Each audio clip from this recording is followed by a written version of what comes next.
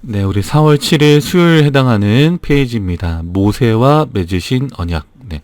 출애굽기 6장 1절부터 8절의 말씀을 읽고 아래 질문들에 답해보라 라고 되어 있습니다. 5절부터 8절까지 좀 성경절을 제가 적어놨는데요. 한번 보시면, 이제 애국 사람이 종을 삼은 이스라엘 자손의 신음을 듣고 나의 언약을 기억하노라. 7절 밑줄근 부분 보면요, 너희로 내 백성을 삼고 나는 너희 하나님이 되리니. 네. 8절, 아브라함과 이삭과 야곱에게 주기로 맹세한 땅으로 너희를 인도하고 그 땅을 너희에게 주어 기업을 삼게 하리라. 네. 그러니까 너희가 내 백성이 되고 나는 너희 하나님이 된다. 이게 이제 새로운 언약 체결에 대한 이제 하나님의 말씀이시고요. 근데 그 전에 5절에 보면 나의 언약을 기억한다라고 했습니다. 그러니까 기억한다는 말은 이미 예전에 무언가 언약이 있었고 그 언약을 기억해서 그 언약의 연장선상에서 이 언약이 주어진다라고 하는 것입니다. 그래서 1번 질문에 보면 하나님은 어떤 언약에 대해 말씀하고 계셨는가? 참조 창세기 12장 1절부터 3절이죠. 그래서 이게 다른 언약이 아니라 바로 아브라함의 언약입니다. 아브라함을 통해서 큰 민족을 이루시겠다고 했던 그 하나님의 언약이 다시 한번 상기되면서 그 언약의 성취로서 이스라엘 백성들이 마침내 출애굽하게 될 것을 말씀하고 계시는 것입니다. 그래서 이번에 이제 질문의 답은 출애굽은 하나님께서 허락하신 큰 민족을 이루겠다라고 하는 언약의 성취입니다.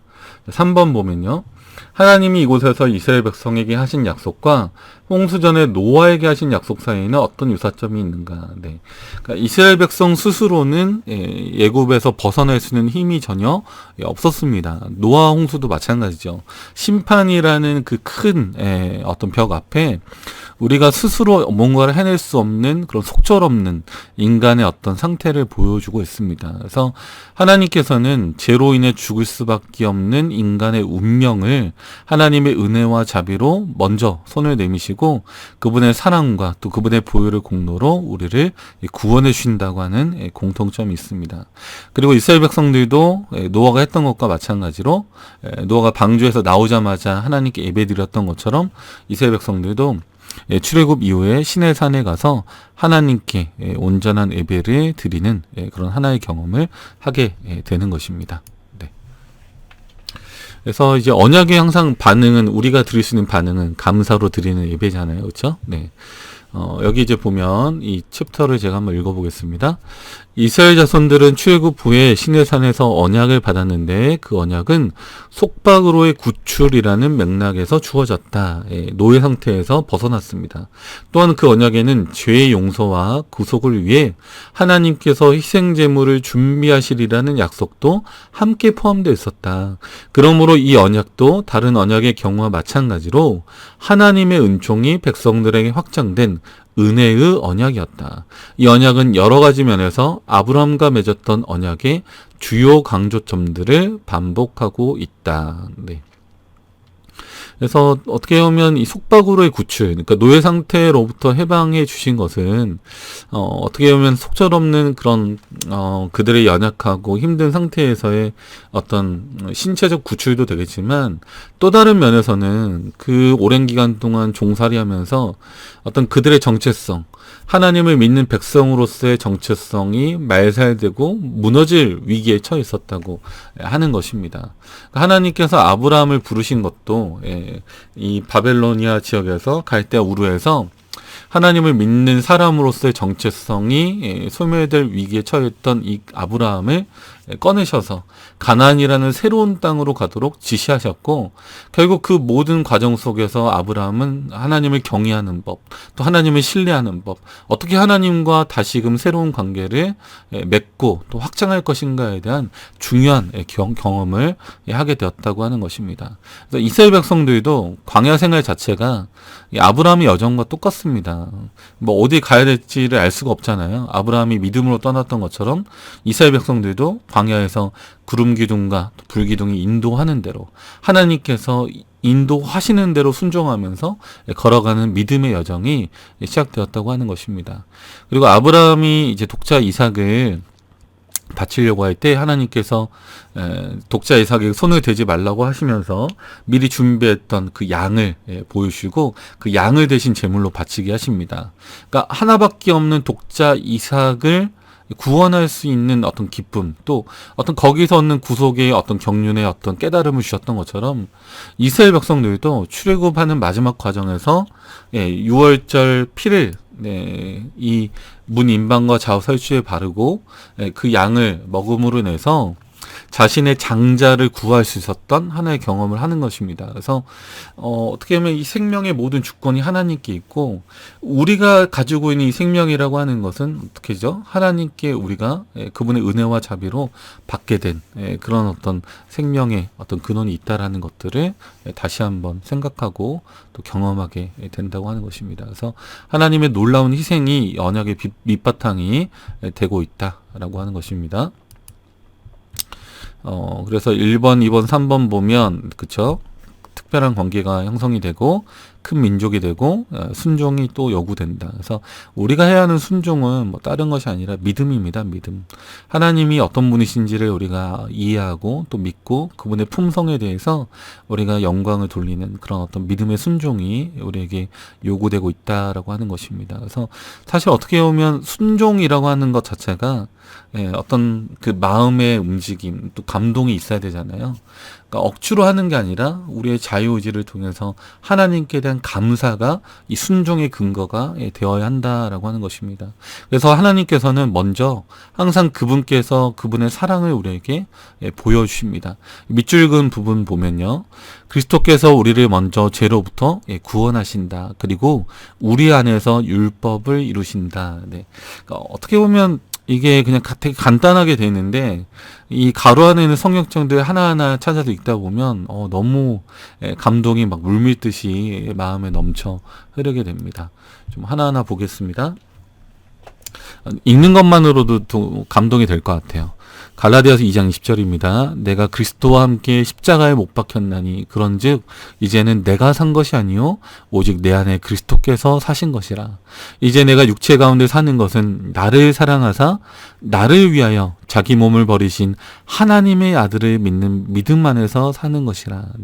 우리 첫 번째 아담은 그 언약에 실패했습니다. 그래서 그 언약을 새롭게 만들어 주시기 위해서 두 번째 아담 되시는 예수 그리스도께서 이 땅에 오심으로 인해서 우리를 새로운 언약으로 초청하신다고 하는 것입니다. 그래서 우리가 이미 실패하고 우리가 할 수 없었던 그 언약을 하나님 편에서 삼위 하나님 중에 한 분이셨던 예수 그리스도 성자 하나님께서 이 땅에 오심으로 그 언약을 다시금 성립시켜 주시는 그 놀라운 장면을 우리가 보게 된다고 하는 것입니다. 나를 사랑하사 나를 위하여 자기 몸을 버리신. 이거 한 10번 이상 읽어보면 좋을 것 같아요. 제가 영상에선 다 읽진 않겠지만, 나를 사랑하사 나를 위하여 자기 몸을 버리신 하나님의 아들. 다음입니다. 우리 로마서 4장 25절입니다. 예수는 우리 범죄함을 위하여 내어줌이 되고 또한 우리를 의롭다 하심을 위하여 살아나셨느니라. 우리가 정말 사랑하는 예수 그리스도는 우리의 범죄함을 위하여 내어줌이 되었다. 너무나 마음이 아픈 또 하나님의 사랑을 느낄 수 있는 성경 구절입니다. 로마서 8장 3절입니다. 율법이 육신으로 말미암아 연약하여 할 수 없는 그것을 하나님은 하시나니 곧 죄를 인하여 자기 아들을 죄 있는 육신의 모양으로 보내어 육신의 죄를 정하사. 하나님께서는 우리가 할 수 없는 그 연약함과 한계를 아시고 먼저 당신의 사랑을 우리에게 선제적으로 보여주시는 분이십니다. 자기 아들을 죄 있는 육신의 모양으로 보내어 육신의 죄를 정하였다. 그래서 우리의 모든 죄를 담당하시고 십자가에 돌아가시는 그 하나님의 모습을 우리가 볼 수 있습니다. 그래서 마치 부모가 자녀를 위해서 무엇이든 희생하려고 하는 그 마음이 여기도 나타나 있어요. 그래서 우리가 예를 들어 제 아들이 어디 가가지고 뭐 야구공으로 장난치다가 유리창을 깨뜨렸다면 제가 어떻게 할까요? 야, 한결아, 너가 다 물어주고 와라. 아빠는 좀 바빠서 가야 되겠다. 이렇게 할까요? 아닙니다. 제가 한 것도 아니지만 제가 가가지고 저희 자녀가 한 일에 대해서 대신 죄송합니다. 사과드립니다. 제가 이거 다 변상하겠습니다라고 말을 하고 대신 용서를 구하는 것입니다. 그렇게 하고 돌아왔을 때 어떨까요? 정말 우리 아빠가 너무 멋져. 이렇게 하지 않을까요? 네. 그러니까 먼저 하나님께서는 우리가 행했던 모든 죄의 잘못들, 잘못된 부분들을 당신의 사랑으로 해결하시고 내 책임이다라고 말씀해 주시는 것입니다. 그래서 우리로 하여금 다시금 새롭게 시작할 수 있도록 우리가 죄의 어떤 죄책감으로 또 죄의 어떤 여러 가지 부분으로 고민하고 힘들어할 때 당신께서 야 여진이는 넌 할 수 있다. 실패했지만 넘어졌지만 다시 일어날 수 있다라고 말씀해 주시는 그 하나님이 바로 우리가 믿는 선한 하나님임을 기억해야 되겠습니다. 네, 베드로전서 2장 24절입니다. 친히 나무에 달려 그 몸으로 우리 죄를 담당하셨으니 이는 우리로 죄에 대하여 죽고 의에 대하여 살게 하려 하심이라. 저가 채찍에 맞음으로 너희는 나음을 얻었나니. 네. 그래서 하나님께서는 우리를 절대 포기하지 않으십니다. 우리를 끝까지 구원하기 위해서 어떤 희생이라도 하기 위해서 노력하시는 분이 바로 하나님이십니다. 그래서 나무에 달려 그 몸으로 우리 죄를 담당하셨다라고 되어 있습니다. 그래서 이 죄가 얼마나 끔찍한 것인지, 그러니까 죄 자체의 어떤 흉악성과 끔찍함을 보여주시는 동시에 죄의 결과가 얼마나 큰 것인지, 그거를 감당한다는 것이 얼마나 큰 희생이 베풀어졌는지를 우리에게 보이셔서 하나님께서 우리에게 주시는 그 은혜가 값싼 은혜가 되지 않고 너무나 귀한 큰 선물이지만 이것이 값없이 우리에게 주어졌다는 것을 우리로 하여금 다시 한번 보게 하시는 그 놀라운 희생이라고 할 수 있습니다. 네, 우리 묵상 부분입니다. 출애굽기 6장 7절을 읽어보십시오. 이 말씀이 그대와 하나님과의 관계에 반영되어 있습니까? 네, 우리 아까 밑줄 그었던 부분인데요. 너희를 내 백성으로 삼고 나는 너희 하나님이 되리니 라는 이 말씀에 나타난 관계. 이 관계가 과연 여러분들 또 저에게도 반영되어 있는가라고 하는 것입니다. 하나님은 오늘도 우리와 관계 맺기를 원하신다라고 되어 있는데요. 성경처럼 하나 더 제가 적어봤습니다. 출애굽기 4장 22절을 보면 너는 바로에게 이르기를 여호와의 말씀에 이스라엘은 내 아들 내 장자라. 하나님은 정말 너무나 당당하게 딱 이야기하십니다. 이집트 왕 바로에게 야 이들은 내 아들 내 장자야. 함부로 건드리지 마. 이렇게 선언하시면서 이들을 데려가겠다고 하시는 그런 모습을 볼 수 있습니다. 하나님께서는 하나님의 백성들을 그만큼 아끼시고 그만큼 사랑하신다는 것입니다. 과연 여러분들도 그렇게 하나님을 사랑하고 계시나요? 네. 하나님을 정말 특별한 분으로 인정하고 계신가요? 그 질문을 꼭 드리고 싶습니다. 네, 적용입니다. 우리와 특별한 관계를 맺고 싶어 하시는 하나님의 마음을 이해한다면 어떤 선택으로 하나님을 기쁘시게 해야 할까요? 네. 자, 이런 하나님의 마음을 이해했다면 우리는 좀 어떻게 하면 좋을까요? 좀 세부적인 적용인데요. 네, 베드로전서 2장 9절 말씀을 제가 한번 적어봤습니다. 오직 너희는 택하신 족속이요 왕 같은 제사장들이요 거룩한 나라요 그의 소유된 백성이니 이는 너희를 어두운 데서 불러내어 그의 기이한 빛에 들어가게 하신 자의 아름다운 덕을 선전하게 하려 하십니다. 네. 우리가 하나님의 이제 백성이 되었다면, 우리는 이제 그분의 영광을 또 그분의 품성을 이 세상에 올바르게 나타내야 될 그런 필요가 있는 것 같습니다. 우리 부모가 가장 기뻐하는 순간이, 물론 자녀가 뭐 직업적으로 좋은 직업을 가지게 되면 좋겠죠. 근데 그것보다 더 기쁜 일이 있다면, 선한 품성, 그리고 하나님께서 이 성경을 통해 말씀하신 그 말씀대로 삶을 살아갈 때 정직하고 또 겸손하게 그들의 삶을 살아가는 모습을 볼 때 가장 기쁜 것입니다. 그렇게 해서 누군가가 누구 자식인지 모르겠지만 너무나 바르게 컸다라고 이야기를 해줄 때 가장 기쁘지 않겠습니까? 그래서 하나님께서도 하나님의 아름다운 덕, 하나님의 아름다운 품성과 그분의 그 사랑을 우리가 세상 가운데 우리의 어떤 이 진실한 행동과 어떤 믿음의 어떤 모습을 통해서 나타나기를 원하신다라고 하는 것입니다. 자, 영감의 교훈입니다. 약속을 성취하신 하나님. 그래서 아브라함의 어떤 나타나셨던 그 하나님은 그 언약을 잊어버리지 않으시고 반드시 기억하셔서 그 언약을 지켜주시는 하나님이시다. 그래서 이 예수님께서 이 땅에 오시기 전에 말라기 선지자 이후에 400년간의 침묵 기간이 있어요. 선지자를 보내다 안 되니까 400년간의 침묵 기간이 있습니다. 근데 그 침묵은 그냥 버림이 아니에요. 그러니까 하나님께서 이 백성들을 사랑하셔서 여전히 그 구속의 경륜을 이루어 가시는 하나의 과정인 것입니다. 그러니까 침묵 다음에 내뱉어진 말이 더 힘이 센 거죠. 그래서 하나님께서는 말로만 사랑한다 사랑한다 하시는 게 아니라 이 죄악 세상에서 우리를 구원하시기 위해서 당신의 끊임없는 노력을 통해서 우리를 구원하고 계시다. 지금 이 순간에도 나와 내 가족과 내 주위에 있는 사람들을 구원하기 위해 하나님은 당신의 천사들과 또 당신의 백성들과 함께 모든 노력을 기울이고 있다라는 사실을 우리가 꼭 기억하면 좋겠습니다. 네, 이제 4월 8일 목요일 해당하는 부분입니다. 새 언약, 에레미야 31장에 나와 있는 새 언약에 관한 부분입니다. 31장 33절 같이 한번 읽겠습니다. 그러나 그날 후에 내가 이스라엘 집과 맺을 언약은 이러하니 곧 내가 나의 법을 그들의 속에 두며 그들의 마음에 기록하여 나는 그들의 하나님이 되고 그들은 내 백성이 될 것이라. 여호와의 말씀이니라. 에레미야 31장 33절. 네. 그래서 여기 보면 이 특이한 점이 마음에 기록한다. 그러니까 출애굽 당시에 시내산에서 주어진 언약은 돌비에 기록했다면 이 언약, 새 언약은 마음에 기록되는 언약이다. 그다음 그들의 하나님이 되고 그들은 내 백성이 된다. 이건 언약의 하나의 상징적인 표현이죠. 그러니까 언약이 새로 맺어지는데 마음에 기록되는 언약이다라고 하는 것입니다. 그래서 하나님께서는 또 예수님께서는 우리의 마음의 문을 두드리시고, 그러니까 결정적으로 하나님 원하시는 그런 거예요. 우리가 뭐 하나님을 막 두려워해서 또는 심판이 무서워서 어떤 하나님의 율법을 하나하나 따져가며 내가 이거 안 지키면 어떡하지? 구원 못 받나? 아니면 심판을 받으면 어떡하지?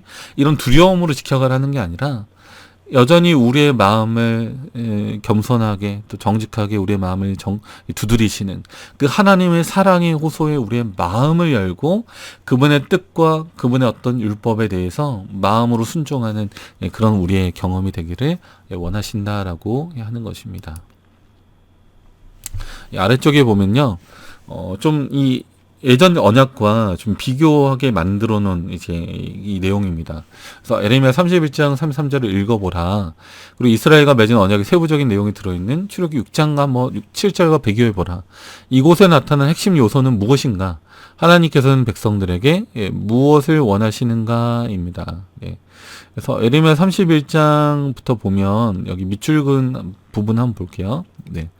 애굽 땅에서 인도에 내던 날에 세운 것과 같지 아니할 것은 내가 그들의 남편이 되었어도 그들이 내 언약을 파하였음이니라라고 되어 있습니다. 그래서 시내산에서 맺어졌던 언약은 사실 거의 바로 깨어진 거나 마찬가지예요. 왜냐하면 모세가 잠깐 자리를 비운 사이에 금송아지를 만들어서 우상 숭배를 했기 때문에 사실 이스라엘 백성들이 그것들을 지킨다는 것 자체가 불가능했습니다. 그리고 또 하나 우리가 확인할 수 있는 것은, 그러니까 왜 굳이 그때 이제 돌비를 주고 또 하나의 조항들을 만들어서 뭐 살인하지 말라, 간음하지 말라 이렇게 구체적인 형태로 언약을 정리해서 주셨는가? 이 이스라엘 백성들이 이집트 땅에서 애굽 땅에서 오랜 기간 동안 노예 생활을 하다 보니까 그만큼 영적인 수준이 떨어진 것입니다. 그러니까 그들에게 이해할 수 있는 언어와 수준으로 하나님께서 언약을 맺어 주셨던 거예요. 그러니까 시내산 언약이 하나의 어떤 궁극적인 최종적인 표준이라기보다 그들에게 해당되는 언어와 말로 표현해 주셨다라고 하는 것입니다.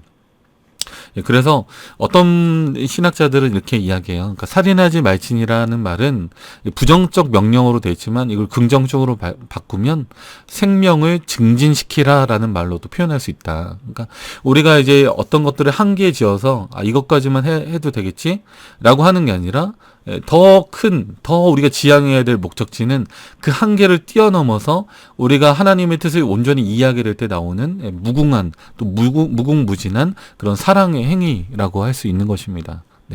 그래서 아마 이스라엘 백성들은 아마 이런 것들 때문에 결국에 나중에 결과적으로 언약을 이제 버리게 되죠. 그래서 하나님의 축복을 얻기 위해서 조건적인 순종, 이걸 이렇게 하면 하나님이 날 축복한다고 했지?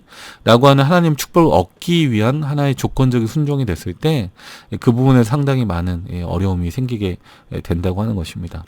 그래서 예수님께서 또 하나님께 허락하신 새 언약은 나의 법을 그들의 속에 두고 그쵸? 그리고 그 마음에 기록해서 나는 그들의 하나님이 되고 그들은 내 백성이 된다.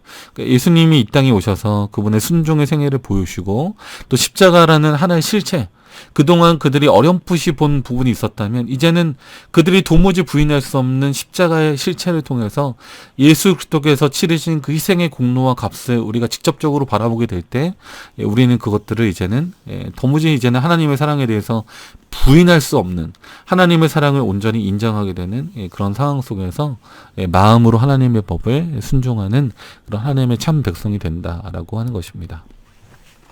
그래서 우리의 마음속에 율법이 기록된다는 개념은 무엇인가? 네. 시내산에서 수많은 사람들이 우리가 순종하겠나이다, 할 수 있습니다 라고 했지만 되지 않았죠.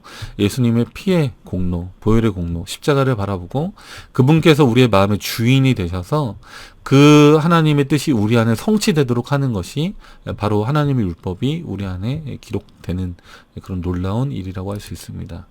잘못된 일을 하지 않는 신앙으로부터 벗어나 옳은 일을 할 수 있는 적극적인 순종으로 가는 것입니다. 뭐 하지 말라 이런 것들을 막 고려해가지고 안식일은 TV 보면 안 되지, 빨리 끝났으면 좋겠다. 그러니까 이런 뭐 안 하는 신앙이 아니라 안식일은 하나님의 날이니까 내가 이 안식일을 어떻게 지켜야 될까? 그러니까 율법의 적극적인 순종, 그것이 이루어져야 한다라고 하는 것입니다. 자, 새 언약은 사랑에 기초한 언약입니다. 그렇다면 그대의 삶 속에 하나님께 대한 사랑을 키우는 가장 확실한 방법은 무엇일까요? 네, 여러분 누군가와 좀 사랑의 관계 키우려면 어떻게 해야 될까요? 저도 지금 학교에 있는데 학교에서 사역하면서 저도 이미 나이 차가 이제 꽤 나잖아요. 여기 다니는 학생들하고 뭐 20년 정도 나이 차가 나는데 그래서 쉽지가 않아요. 근데 결국 친해질 수 있는 방법은 딱 하나입니다. 관심사를 함께 공유하는 거예요. 예. 그러니까 제가 관심 없는 것이라고 할지라도 이 친구들이 관심 있는 게 있으면 같이 해보는 거예요. 그리고 궁금한 건 질문도 해보고, 그쵸? 요즘에 너 어떤 것들이 재밌니? 라고 물어보기도 하고, 요즘 어떤 쉬는 시간이나 여유 있는 시간에 어떤 걸 하는지. 그러니까 관심사를 함께 공유해서 나누는 것이 중요합니다. 그러니까 여러분이 하나님과의 사랑을 더 키우고 싶으면 하나님의 관심사가 무엇인지에 대해서 여러분이 생각을 해봐야 돼요. 하나님의 관심사는 무엇입니까? 잃어버린 영혼들을 구원하는 것입니다. 여러분이 하나님의 선교 사업, 하나님의 전도 사역에 함께 동참할 때 이 언약은 더욱 풍성한 하나님의 사랑의 언약으로 이루어질 것입니다. 네, 우리 영감의 교훈 이 부분 좀 보겠습니다. 옛 언약과 새 언약의 대비라고 되어 있고요.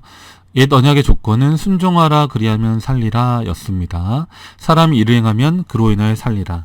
새 언약은 더 좋은 약속, 즉 죄의 용서의 약속과 마음을 새롭게 하고 마음을 하나님의 율법의 원칙과 일치하게 하는 하나님의 은혜의 약속 위에 세워졌다. 이렇게 되어 있습니다. 자, 이거 아마 헷갈리시는 분들이 많이 있을 것 같아요. 갑자기 생뚱맞게 옛 언약과 새 언약을 나눠놨는데 이게 대체 뭘까 하는 것입니다. 지금까지 우리가 뭐 노아 언약, 아브라함 언약, 모세 언약 쭉 살펴봤는데 그렇다면 이 모든 언약이 다 옛 언약인가? 그러니까 시기적으로 다 뺐기 때문에 다 옛 언약이 들어가는 것인가? 아니면 아브라함의 언약은 또 다른 언약인가? 여기서 좀 헷갈리는 부분이 있을 것 같습니다. 결론부터 말하면 아브라함 언약, 아담 언약은 다 새 언약 안에 들어갑니다. 그러니까 아담이 이미 선악과에 대한 그 행위 언약이죠. 옛 언약을 이미 어겼기 때문에 이 조건으로 하는 언약은 이미 인간이 그것을 제대로 지킬 수 없다는 게 증명이 됐습니다. 그래서 하나님께 허락하신 새 언약은 그리스도의 피의 공로를 바탕으로 하나님의 품성을 정확히 인식하는 가운데 우리 인간이 올바른 선택을 할 수 있도록 하나님께서 그분의 순종의 삶을 우리에게 보여주시고 따를 수 있도록 이렇게 해주신 것입니다. 즉 십자가의 피의 공로가 바탕에 되어 있는 언약이 새 언약이고요. 옛 언약이라고 했을 때는 이것은 전적으로 인간이 자신의 시각과 자신의 어떤 선택으로 저는 이거 조건적으로 할 수 있습니다. 제가 이렇게 지키면 하나님 저를 축복해 주십시오라고 하는 조건적 언약문의 형태인 것입니다. 근데 이게 대체 왜 이렇게 다시 나올까라고 하는 것이죠. 우리 여기 부조선지자 372페이지가 여기 해당하는 내용인데 그 앞부분 보면 좀 우리가 힌트를 얻을 수 있습니다. 여기 보면 부조선지자 371페이지입니다. 비록 이 언약은 아담과 맺어지고 아브라함에게 되풀이 되었으나 그리스도의 죽으심까지는 비준될 수 없었다. 그러니까 새 언약은요, 아담 언약, 아브라함 언약 다 새 언약 안에 들어갑니다. 그러니까 구약이 있었다고 해서 구약에 있는 사람들은 뭐 예수님이 십자가의 피로 인해서 구원 안 받은 게 아니고요. 똑같이 구약에 있는 사람들도 예수님의 십자가의 피의 공로를 믿음으로 그들이 구원 얻게 되는 것입니다. 그러니까 어린 양의 피가 흘려지는 것을 보면서 상징적으로 이 어린 양의 모습을 통해서 예수 그리스도께서 우리를 위해서 십자가 희생을 하시는구나. 그것을 받아들였을 때 구원이 이르러 오는 것입니다. 그렇다면 왜 옛 언약이라고 불리는 이유는 이 모세 언약, 이 언약이 필요했을까라고 하는 것입니다. 자, 여기 이 부분도 정확히 우리 부조선자에서 이야기하고 있습니다. 자, 그러나 아브라함과의 언약이 구원의 약속이 포함되었다면 왜 시내에서 다른 언약을 세우셨을까? 그 이유는 백성들이 노예 생활을 하는 동안 하나님에 대한 지식과 아브라함과 세운 언약의 원칙을 대부분 잊어버렸다라고 하는 것입니다. 그래서 하나님께서는 그들을 애굽에서 구원하실 때 당신을 사랑하고 신뢰할 수 있도록 능력과 자비를 보이셨어요. 그럼에도 불구하고 그들이 여전히 자신들의 무력함, 절망적인 상태를 깨달을 필요가 있었기 때문에 여러 가지 고난과 어려움이 있는 길로 인도하셨고, 하나님이 필요하다는 사실을 다시 한번 그들이 느끼게 하고 그들의 힘으로는 전혀 아무것도 할 수 없다는 사실을 깨닫게 하기 위해서 이 옛 언약이 다시금 주어졌다라고 하는 것입니다. 여기 밑줄 그은 부분 보면요. 그들은 우상 숭배와 부패 가운데서 살았으므로 하나님의 거룩하심, 그들의 마음속에 가득 찬 죄악, 그들 스스로는 하나님의 율법을 순종하기 전혀 무능함, 구세주의 필요 등에 대하여 바른 개념을 가지고 있지 않았다라고 하는 것입니다. 그러니까 그들이 하나님과 올바른 언약적 개념을 가지고 언약을 맺기에는 그 오랜 기간 동안의 노예 생활로 인해서 굉장히 영적으로 쇠퇴하고 떨어진 상태에 있었기 때문에 그것이 불가능했다라고 하는 것입니다. 그러니까 하나님께서 주시는 언약은요, 세상에 있는 사람들이 맺는 언약과 개념이 좀 다릅니다. 그렇죠? 하나님의 은혜와 하나님의 사랑에 기초한 언약이에요. 우리가 뭔가 내세울 게 있어서 언약을 맺는 게 전혀 아니라는 것입니다. 근데 오랜 기간 동안 노예 생활하면서 조건적 언약문에 익숙해졌어요. 그러니까 이 하나님 말고 이 세상의 신들, 그런 신들은 어떻게 합니까? 무언가를 바쳐야 축복을 주는 것입니다. 그러니까 어떤 조건적이에요. 내가 뭘 해야 거기도 뭘 준다, 이런 거죠. 그러니까 이런 것에 익숙해진 이스라엘 백성들이 이해할 수 있는 수준으로 낮추어서 다시금 언약의 내용을 맺을 수밖에 없었다고 하는 것입니다. 네, 그래서 이 출애굽 당시에 맺었던 언약은 십계명 내용을 보면 뭐뭐 하지 말라, 뭐뭐 하지 말라, 이런 형태로 아주 구체적으로 이야기하고 있어요. 너 이거 하면 안 돼, 이렇게 말하는 것입니다. 쉽게 말하면 저희 자녀가 아직 나이가 어리기 때문에 다 이해할 수가 없는 거예요. 예. 그래서 여러분 칼 같은 거 되게 위험하잖아요. 야, 이 칼 함부로 사용하면 안 된다. 예. 그리고 너는 절대 이 칼은 사용하면 안 돼. 라고 이제 해놓는 거죠. 근데 나이가 들고 성장하면 어떨까요? 네. 이해할 수 있기 때문에 이해할 수 있도록 충분히 거기에 대한 내용을 설명해주고 그걸 올바르게 사용할 수 있도록 도와주는 거죠. 그쵸? 예, 그래서 어떻게 보면 우리가 이 세상에서 어떤 개념적 타락, 어떤 부분에 있어서 너무나 타락해버렸기 때문에 그 수준으로밖에 말할 수밖에 없는 것입니다. 하나님께서 올바른 길을 제시하고 하나님의 언약적 사랑을 설명하고 싶어도 우리 인간 차원에서 그걸 이해할 수 없기 때문에 그 인간의 수준에 맞추어서 다시금 그 언약을 맺어주시는 모습을 볼 수 있습니다. 그래서 이스라엘 백성들에게 언약의 내용을 제시하시고 너 이거 할 수 있겠느냐? 예.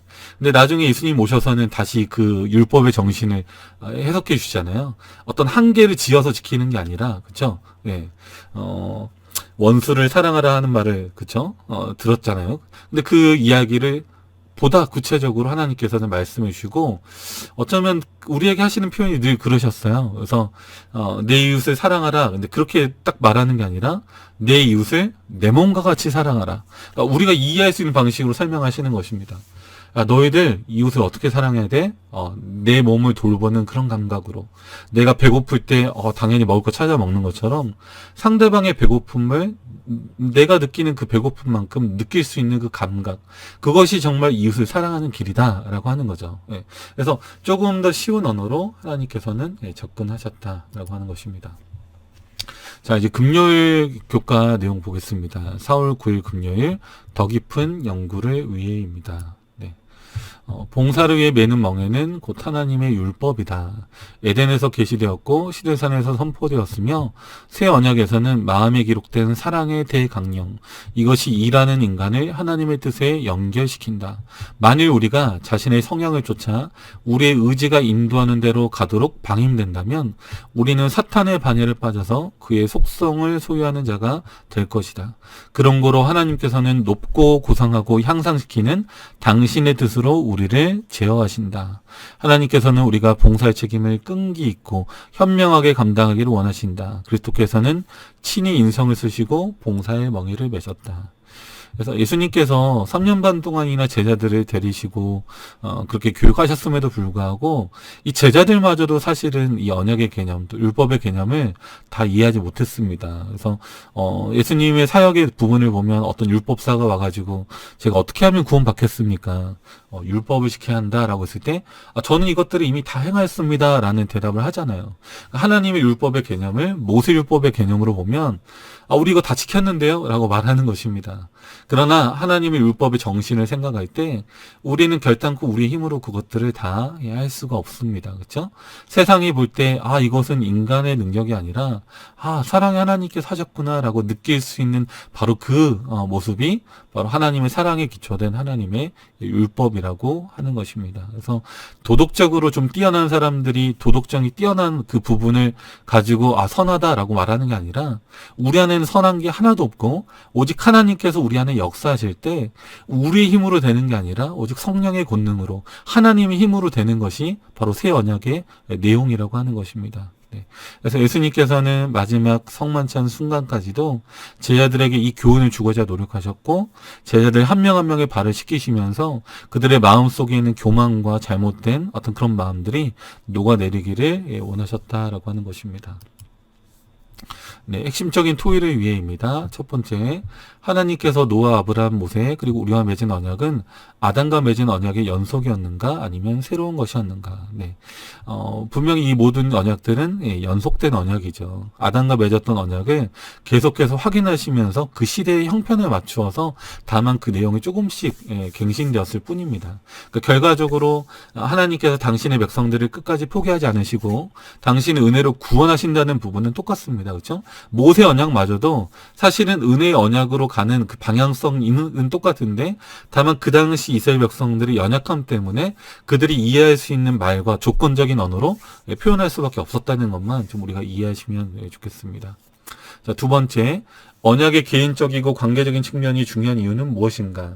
개인적이고 친밀한 관계 없이도 누군가와 법적 구속력을 가진 거래로서의 언약을 맺을 수 있다. 하지만 하나님이 우리와 맺기 원하시는 언약의 관계는 그러한 종류가 아니다. 왜 그런지 토의해보라. 자, 이거는 따로 제가 답을 이렇게 드리진 않겠습니다. 그래서 왜 관계적인 측면이 중요할까 한번 좀 이야기해 보시면 좋을 것 같아요. 네. 세 번째, 결혼관계가 언약을 설명하는 좋은 예가 되는 이유는 무엇인가? 반면 어떤 면에서 결혼의 비유가 언약을 설명하는데 부족하다고 생각하는가? 네. 이 결혼관계는 사실은 언약을 설명하기는 되게 좋죠. 왜냐하면 우리 인간이 어떻게 보면 전 인생을 통틀어서 할 수 있는 가장 중요한 약속 중에 하나이기 때문에 평생을 함께 걸어간다는, 동행한다는 차원에서는 언약을 설명하기 굉장히 좋습니다. 서로 간의 헌신이 포함이 돼야 되는 거죠. 그러나 하나님은 아가페 사랑으로 우리에게 다가오신다는 점이 좀 차이가 있습니다.